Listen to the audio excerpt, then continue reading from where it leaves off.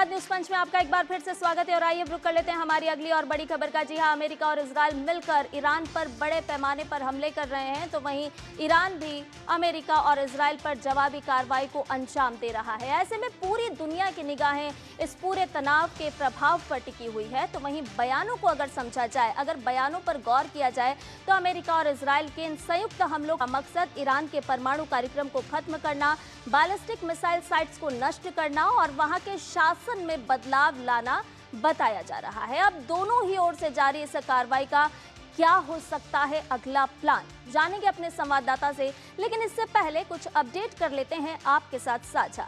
जी हां, आपको बता दें कि संघर्ष का छठा दिन है और मिसाइल और ड्रोन अटैक लगातार जारी हैं और ये कहीं ना कहीं चिंता की लकीरें भी खींच रहे हैं। धमाकों से एक बार फिर दहला है तेहरान और एक साथ कई धमाकों की आवाज भी सुनाई दी है। इमारतों की अगर हम बात करें तो इमारतों को भी भारी नुकसान पहुंचा है। एक साथ कई धमाकों की गूंज सुनाई दे रही है, यानी कि लगातार जो ये तनाव है, जो ये संघर्ष है, टकराव है, बढ़ता जा रहा है। मिसाइलें दागी जा रही है और वहीं ईरान की यूएस को खुली धमकी भी है। जी हां, विदेश मंत्री अब्बास अराक्ची का अल्टीमेटम सामने है। ईरान का वॉरशिप डुबोकर बड़ी गलती की है, ये बात कही गई है। तो आपको बता दें कि संघर्ष का छठा दिन है। ये जो पूरा संघर्ष है छठे दिन में प्रवेश कर चुका है, लेकिन ये जो तनाव है ये कम नहीं हो रहा है। दिन के साथ साथ लगातार तनाव बढ़ता जा रहा है और एक साथ कई धमाकों की गूंज एक बार फिर सुनाई देती हुई नजर आ रही है। विदेश मंत्री अब्बास अराक्ची का भी इस पूरे मामले को लेकर के अल्टीमेटम सामने आया है। ईरान की यूएस को उन्होंने खुली धमकी दी है और ये कहा है कि ईरान का वॉरशिप डुबोकर बड़ी गलती अमेरिका ने कर दी है।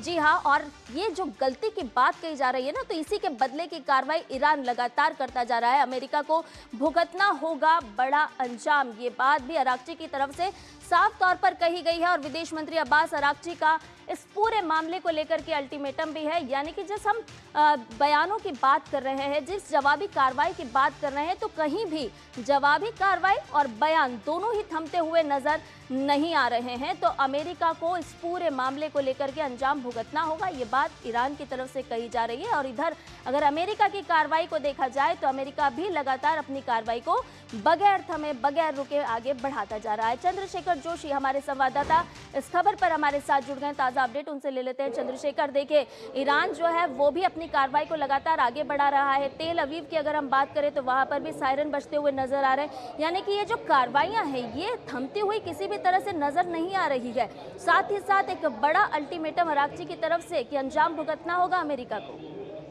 बिल्कुल, देखिए इस वक्त के हालात की हम बात करें तो सबसे पहले जो ताज़ा घटनाक्रम है उसकी जानकारी मैं आपको दे दूं कि श्रीलंका के पास एक और ईरानी शिप को वहां पर शायद उसको वहां पर डुबो दिया गया है। हालांकि अमेरिका की तरफ से अभी इस तरह की कोई पुष्टि इसकी नहीं की गई है, लेकिन श्रीलंकन नेवी वहाँ पर पहुँच रही है। डिस्ट्रेस कॉल श्रीलंकन नेवी को मिला है और वहाँ पर रेस्क्यू ऑपरेशन के लिए श्रीलंका की जो नेवी है वो पहुँच रही है।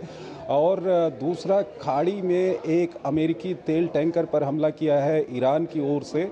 और साथ ही साथ एक नया डेवलपमेंट है, वो ये है कि ईरान और इराक के बॉर्डर पे जो कुर्दिस्तान का इलाका है, जो ये हम सवेरे से बात कर रहे थे कि अमेरिका कहीं न कहीं कुर्द मिलिशिया जो वहाँ पर है उसको ईरान के अंदर घुसाने की तैयारी कर रहा है।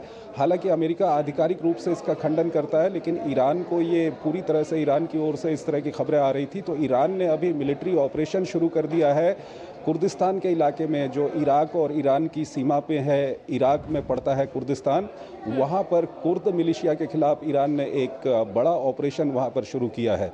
तो कुल मिलाकर वॉर और पलटवार का सिलसिला जारी है। लगातार जो इजराइल और अमेरिका की फोर्सेज हैं वो ईरान पर बम बरसा रही हैं और ईरान भी खाड़ी के देशों में जो अमेरिका के मिलिट्री इंस्टॉलेशन हैं, जो बेसिस हैं, वहाँ पर हमले करने की कोशिश कर रहा है। खाड़ी के कई देशों में, चाहे कतर की हम बात करें, कुवैत की हम बात करें या बहरीन की बात करें, वहाँ पर सायरन बज रहे हैं। मिसाइल और ड्रोन्स को इंटरसेप्ट करने का सिलसिला वहाँ पर जारी है।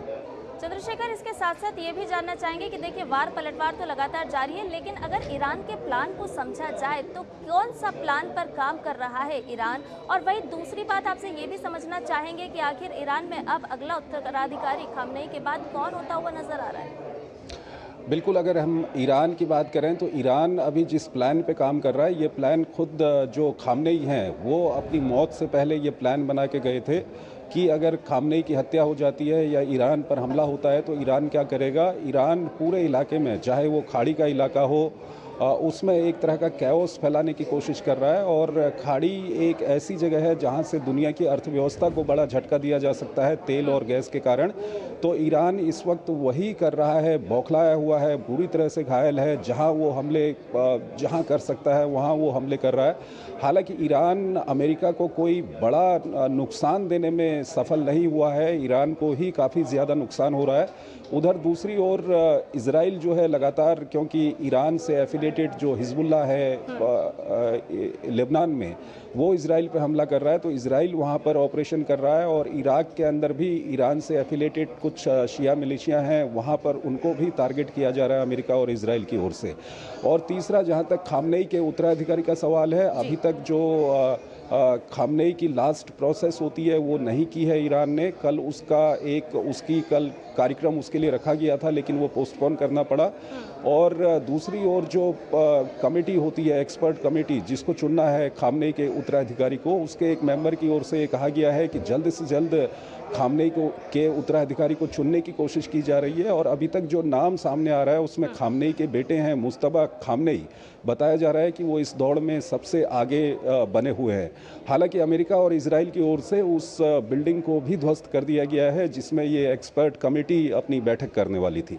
चलिए, बहुत शुक्रिया चंद्रशेखर जोशी, तमाम जानकारी हमसे और हमारे दर्शकों से खासतौर पर अपडेट साझा करने के लिए। और आइए अब रुक कर लेते हैं न्यूज़ पंच में हमारी अगली खबर का। आपको बता दें कि